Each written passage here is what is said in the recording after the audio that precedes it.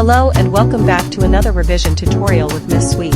Today we are exploring Checking Out Me History by John Agard in greater depth and contrasting it with similar poems. John Agard was born in 1949 in British Guyana. Agard's work often involves themes of colonialism, identity, and Caribbean culture.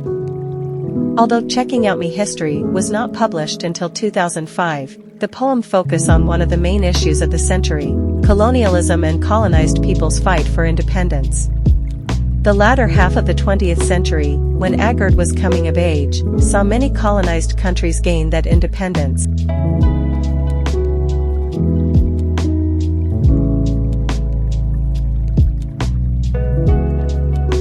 The poem employs free verse, with occasional rhyming quatrains, and consists of 10 stanzas of varying lengths, from 2 to 12 lines. Free verse is used to celebrate African and Caribbean historical figures like Toussaint Louverture and Mary C. Cole, featuring short lines, enjambment, and internal rhyme. In contrast, rhyming quatrains describe the British education system's narratives, which appear simple and childish.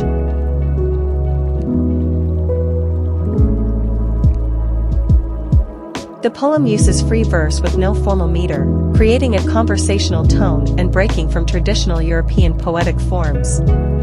This choice highlights the speaker's unique voice and subtly rebels against colonialism, contrasting with the metered poetry likely taught in British colonial education.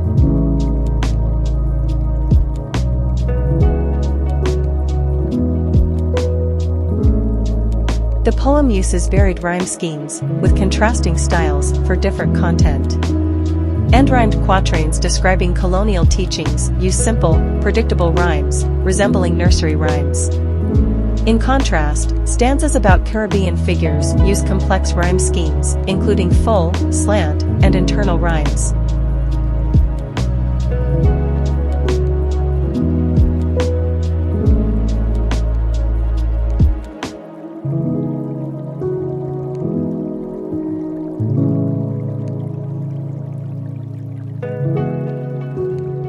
In the stanza, the tone is both accusatory and defiant, vividly illustrated through the repeated phrase, "Dem tell me."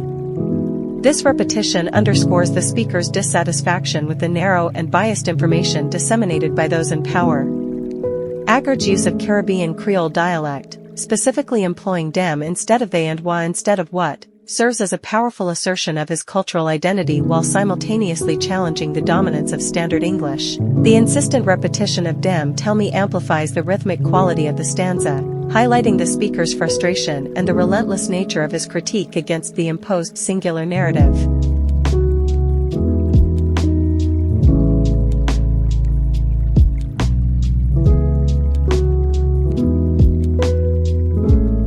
The repetition of the B sound in the verbs bandage, blind, underscores the harshness of the described actions. The phrases bandage up me I and blind me function as metaphors that convey deeper meanings. Specifically, bandage up me I with me own history suggests that the speaker's authentic history is being manipulated to obscure his perception, while blind me to me own identity indicates that the speaker is being prevented from fully understanding and embracing his true identity. These metaphors, of bandaging and blinding, symbolize a deliberate effort to conceal and distort the truth, illustrating how those in power have concealed or altered the speaker's history and identity.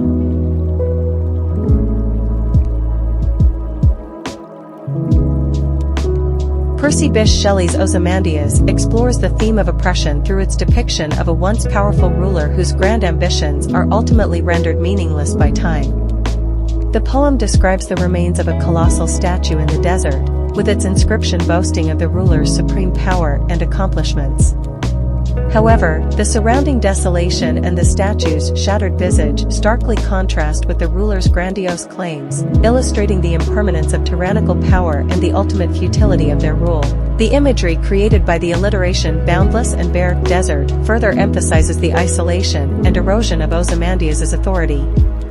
Shelley's portrayal serves as a critique of the arrogance and hubris of oppressive rulers, suggesting that their efforts to assert dominance and control are ultimately ephemeral and susceptible to historical decay.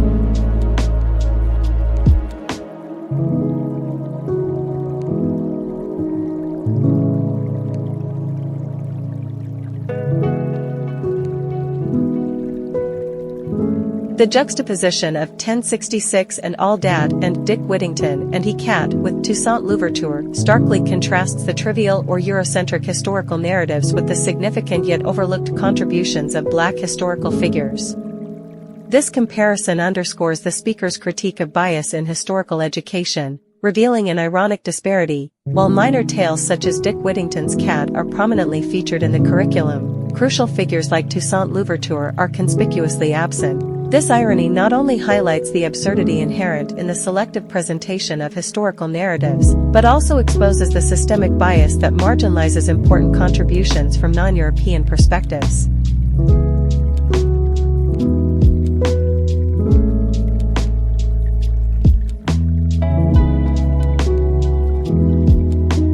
The direct question, "But what happened to de Caribes and de Arawaks?" too functions as a poignant critique of the exclusion of indigenous histories from mainstream narratives.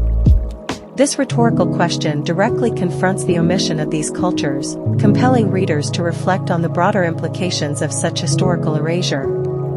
The directness of the question serves to challenge the validity and completeness of traditional histories, revealing how the suppression of indigenous perspectives contributes to a distorted understanding of the past.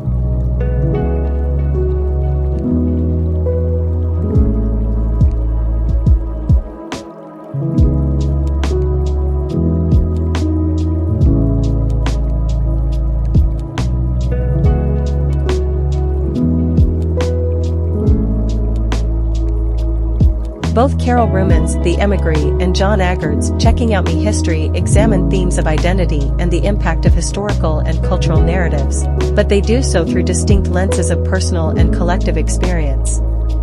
In The Emigre, Ruman's portrays the speaker's nostalgic and idealized recollections of a homeland that has been marred by conflict. The poem reflects on how personal memories of place and identity can be both cherished and distorted by the passage of time and external forces. The speaker's longing for a bright, filled paperweight city contrasts with the harsh realities that have transformed it, highlighting the conflict between personal memory and the present state of the homeland. On the other hand, Agard's Checking Out Me History confronts the systemic exclusion and distortion of Black histories within mainstream historical education. By critiquing the Eurocentric focus of historical narratives and emphasizing the erasure of significant figures like Toussaint Louverture, Agard underscores the broader cultural and historical marginalization faced by Black communities. Both poems engage with the theme of historical and cultural memory, Ruman's through the personal impact of lost or altered homeland memories, and Agard through the critique of biased historical accounts. Thus, while The Emigre explores individual nostalgia and its complications, Checking Out Me History addresses collective historical omissions and the need for inclusive representation. Thank you so much for watching. I hope you have found this useful.